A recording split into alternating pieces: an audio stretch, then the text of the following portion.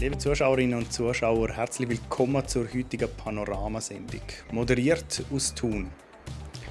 Folgende 3 Beiträge schauen wir uns heute ein bisschen genauer an.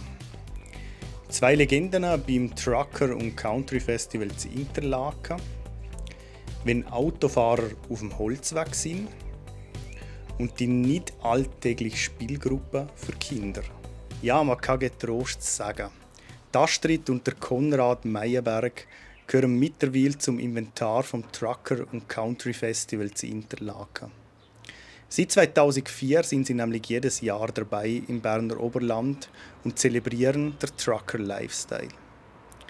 Mein Kollege, der Gabriel Jordi, hat mit ihnen über die Bedeutung des Anlasses, Veränderungen und was es mit ihrem Markenzeichen auf sich hat, geredet. Konrad, wie war das für dich, als du vor 20 Jahren das erste Mal ans Trucker-Festival gekommen bist? Einfacher, unkomplizierter. Man konnte mehr machen. Die Leute waren lockerer. Wie würdest du das Fest heute beschreiben? Heute hat es weniger Fahrzeuge da. Es ist kleiner geworden. Die Kundschaft ist die gleiche eigentlich wieder. Ein Chauffeur ist ein Chauffeur. Es ist ein Zusammenhang da. Und der braucht es einfach. Wie würdest du deine Truppe hier beschreiben, von allen Leuten, die da sind mit dir? Meine Truppe sind gute Chauffeure.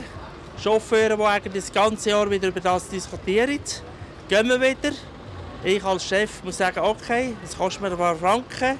Aber es ist ein Ausflug, wo jeder geniesst und plant. Und die bauen dran und die tun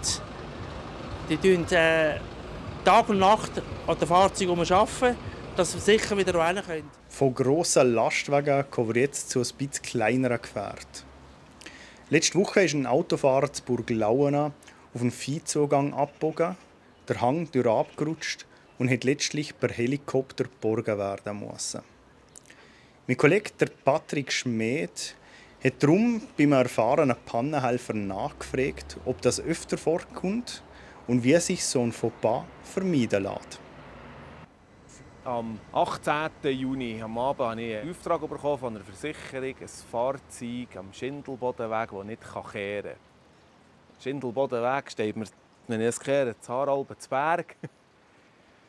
Ich bin schauen, habe gesehen, das Auto ist auf dem Wanderweg. Am Ende weiterfahren war unmöglich.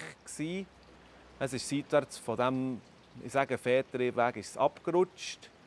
Und ich habe gesagt, ich kann da am Abend sowieso nichts machen und für weitere Bergungen muss ich abklären, ob es das Brickli vor dran, wo er drüber gefahren ist, ob es das mag haben, wenn wir mit schwerem Geschütz drüber gehen. So hat es geheissen. Sie würden nicht drüber fahren, sie sind eigentlich nicht für Fahrzeuge oder einmal nicht für schwere Fahrzeuge gerechnet. Ich habe das mit der Versicherung abgeklärt und dann haben wir uns entschieden, mit der Rotex dort rauszufliegen. Helibergung ist das jetzt eigentlich die zweite, die wir hatten. Vor einem Jahr oder 2 ist einer von Mürren gegen die Winteregg, dem Gleis nach, dort verkeilt. Und da wäre das Bergen auch unmöglich gewesen. Da haben wir auch mit dem Heli. Und sonst probieren wir gäng mit unseren eigenen Fahrzeugen, die zu retten. Aber das gibt sehr viel. Wir waren gerade das Fahrzeug am Flugbereit machen, wo die Polizei schon mit angeleitet hat. Das ist einer auf dem Äpfelkirchenweg mit einem Camper auch am Ende abgerutscht. Da bin ich dann selber retten. Aber das kommt relativ häufig vor, dass die Strasse von Wanderwegen vertäuschen.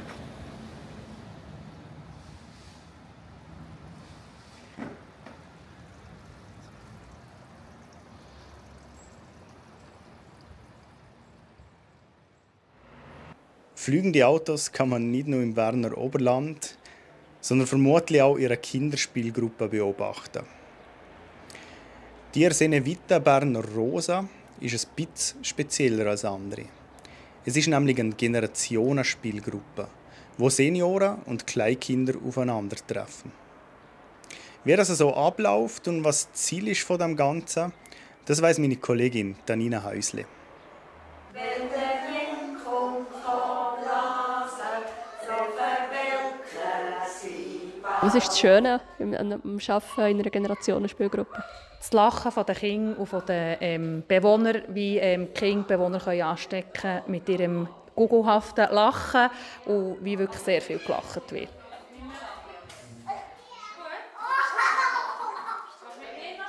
Wie ist die Idee zu dieser Generationenspielgruppe entstanden?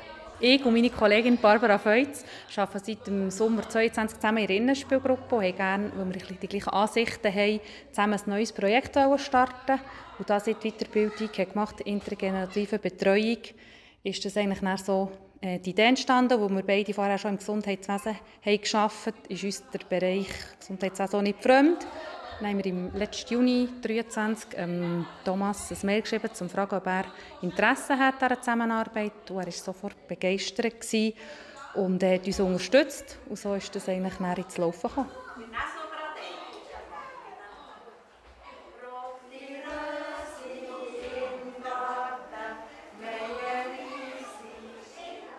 Was ist so der grösste Unterschied zwischen einer Generationenspielgruppe und einer normalen Spielgruppe?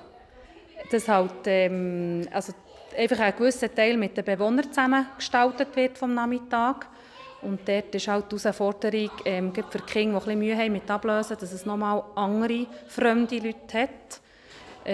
Ja, und für mich als Spielgruppenleiterin, dass man noch mit der Aktivierung zusammenarbeiten darf, wo es halt auch muss übereinstimmen muss, zusammenarbeiten. Und sonst der grösste Teil ist eigentlich ähnlich, einfach bis auf die Sequenz, die mit den Bewohnern zusammengestaltet wird. Was sind die grössten Herausforderungen in einer Generationenspielgruppe? Dass man spontan und flexibel muss sein, weil es läuft nicht immer alles nach Plan mit den Kindern wie mit den Bewohnern auch nicht. Ja, und dass man, wenn es nicht geht, geht es halt nicht, dass man abbricht. Oder einfach nicht ein fixes Programm hat, sondern sagt, ja, wir schauen mal, was sich, in welche Richtung es geht und einfach wirklich sehr spontan sein.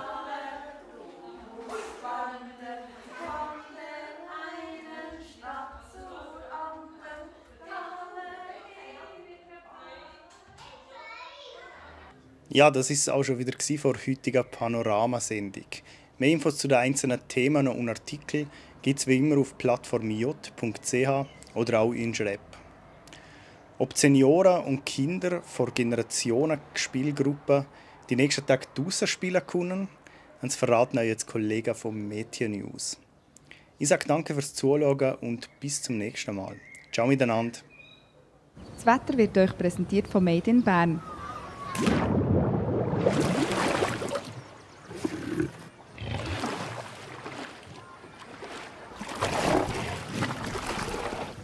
Bärenstarke Sommerferien. Made in Bern. Ich begrüße Sie ganz herzlich bei Ihrem Plattform Jodwetter für den Kanton Bern zum Start in die neue Woche und den neuen Monat. Wir haben den 1. Juli und seien wir ehrlich, so stellen wir uns den 1. Juli seit dem Wetter definitiv nicht vor. Es war ein veränderlicher Start mit Wolken und zum Teil sonnigen Abschnitten. Im Tagesverlauf ist es immer mal wieder regnen.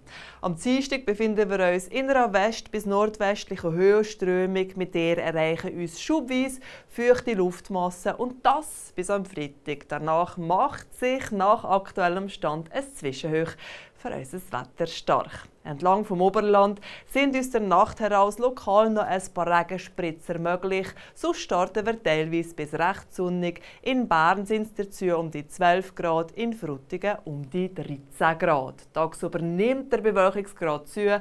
Im Laufe des Nachmittags steigt die Wahrscheinlichkeit für Regen allmählich an. Bis zum Abend ist dann das Regenrisiko überall erhöht. Temperaturen erreichen um die 20 Grad und wir werden vom leichten bis mäßigen Westwind begleitet.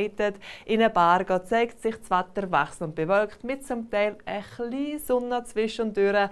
Aber der Regenschutz würde sicherheitshalber einpacken. Es kann ab und zu nass werden. Auf den Bergen haben wir einen mäßigen Wind aus westlichen Richtungen und die 0-Grad-Grenze liegt bei rund 3100 Meter.